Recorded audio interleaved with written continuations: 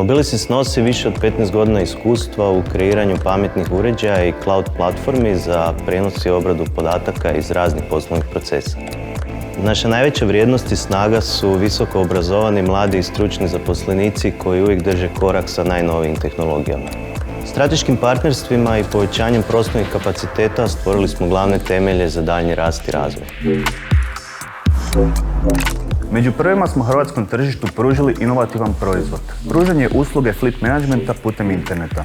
U samom početku smo obećali korisnicima da ćemo slušati njihove želje i potrebe. Stoga danas imamo inovacijama prožet poslovni sustav. Ulažemo u nove usluge i tehnologije te kroz razvoj dolazimo do neprekidnog rasta broja korisnika i praćenih objekata, što nas stavlja na mjesto regionalnog lidera usluge fleet managementa. Danas je Mobilisys tvrtka s jedinstvenom platformom koja ujedinjuje razvoj i proizvodnju specijalizirane elektroničke i programske opreme sa značajnim udjelom inovacija.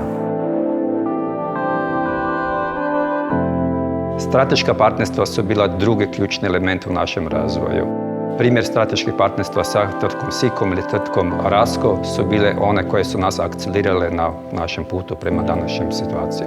Imati vizije pred sobom je jedna od ključnih stvari. Stvari koje smo si predvidjeli prije 15 godina su danas postale najaktualnije. Primjer za to su industrija 4.0, internet stvari, daljnja mobilnost, inovativnost u tim područjima sada dolaze tek do izražaja.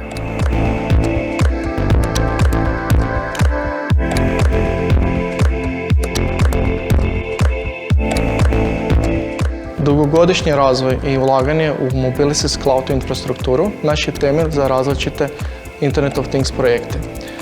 Svi naši razvojni projekti baziraju se na uspostavi komunikacije između senzora, strojeva, ljudi i poslovnih sustava.